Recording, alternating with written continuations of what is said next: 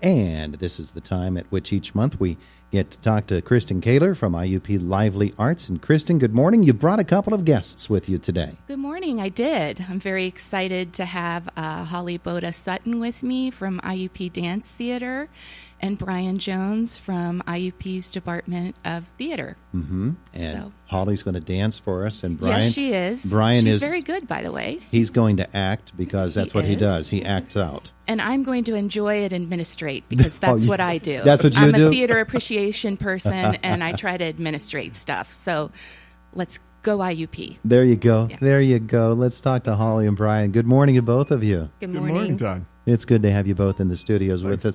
Brian, we talk to you all the time. I'm going to save you for a second if that's okay. I think that's fine. All right, let's talk to Holly here. I'm getting all kinds of texts here. So that's the auxiliary beep that you hear there, Holly. Good morning to you. Good morning. Let's talk dance at IUP. Okay, great. What you got coming up? Well, we have a really exciting season this year. It is our 25th anniversary of the IUP Dance Theater, and we are blessed with the opportunity to have both of our productions be with live music this year, which is a gift for us.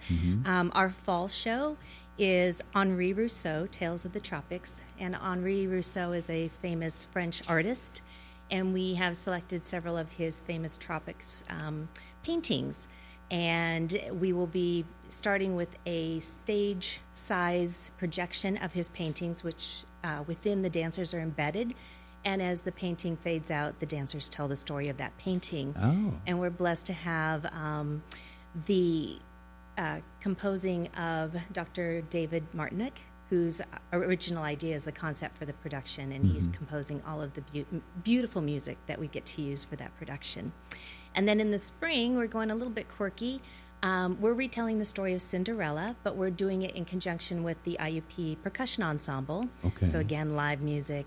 And we're taking the story of Cinderella, and we're juxtaposing it into the high fashion world, kind of sans Devil Wears Prada. But we're setting it to the sounds of classical rock. Oh, wow. So that's rather ambitious. Fun. There's a whole bunch of different angles there, aren't there? A little bit of juxtaposition of everything, I think. A venue have been chosen yet?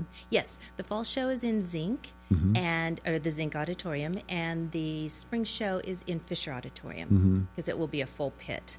I think Zinc's auditorium is one of those little gems that people don't really know all that much about at IUP, right? It's very intimate and very wonderful. Yeah. It has restrictions, so that's why most people don't know about it. And plus, we hog it up a lot with rehearsals and stuff like that. But it is our home, and it is the home of the IUP Dance Theater, and we love it, and we take very good care of it, thanks to Brian. So. Oh, yeah.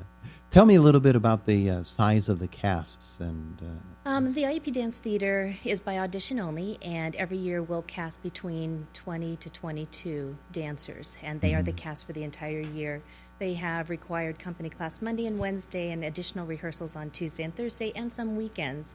So in addition to our two major productions, we're doing what we call ancillary productions. So, for example, we've already rehearsed and have ready for October the Museum Gala performance that we'll be doing. We have a piece that we'll be doing at a convention. So we're always working on little pieces that are done in the community and elsewhere as we're working on our large productions at the same time. And as we're thinking about IUP Dance Theater, we're not necessarily talking about people who have gone to college with the idea that I'm going to be a professional dancer. Most of them are not. We have an interdisciplinary dance arts degree, so you have to combine dance with a secondary area to prepare you for all those other jobs and careers in the dance field that most people don't know about, like dance historian, dance anthropologist, dance therapist, dance educator. So we really don't focus on just the performer and choreographer. We focus on all those other jobs. But what I did want to say is what's exciting about this year is since it's our 25th anniversary, we're including and bringing back, both in performance and in choreography, as many of our alumni from the dance theater as we can get a hold of that want to commit to the rehearsal schedule and can make it work, geographically. Sure. So. Wow. I think that whole aspect of it is what makes it even more impressive that IUP Dance Theater is so strong. Thank you. Yeah. So shows in the fall and the spring? Yes. Wonderful. Thank you. Now let's talk to this guy over here. Hey, look, it's Brian Jones. Hey, Todd. Good morning. How are you? I'm doing just great. How about yourself? I'm just lovely. Just lovely. Okay, so what's going on? You got a big anniversary here? We do. It's the 40th anniversary of theater at IUP. It emerged from the Department of English 4 decades ago, led by faculty, some of whom are still with us. Don Eisen has retired years ago, but we still stay in touch, and he's holding a big alumni event in Washington, D.C. During the summer. And I hope to get together with a lot of our alumni at that event and other places to bring them in for the Acorn Project in March. March 2nd, one of the things that we try to do in every season is something that features work by, often produced by, sometimes written by our students. And this year we're going to bring in alumni and faculty work as well, and just hold a real incubator festival there in March. It started many, many years ago with something called 30,000 Words. It was it grew up like a mushroom in the department, and the people who were there tell me an awful lot about the fun they had, the 24-hour marathons of theater creating that they did, and that eventually evolved into what we now call the Acorn Project. So it's going to be a fun time in March. Sounds like it. And that's just one of the events that you're planning. Yeah. I sometimes think of this upcoming season as is it all in my head kind of season, because it's about imagination, it's about dreaming, it's about, how does this story make me who I am. We're opening with a production called Fabric of the Nation. It's going to be devised from work done over the summer and into the fall in theater engagement forums around the community, and it is really a reflection on,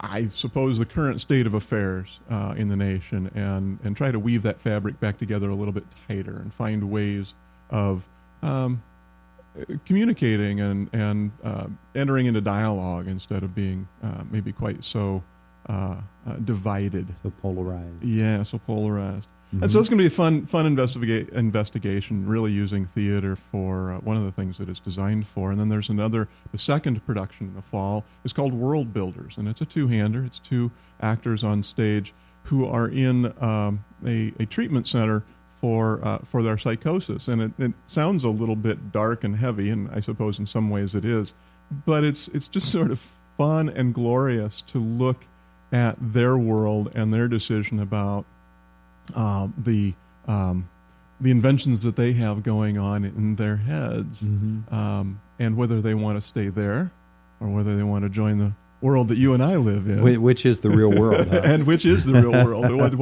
do we define real? Sure.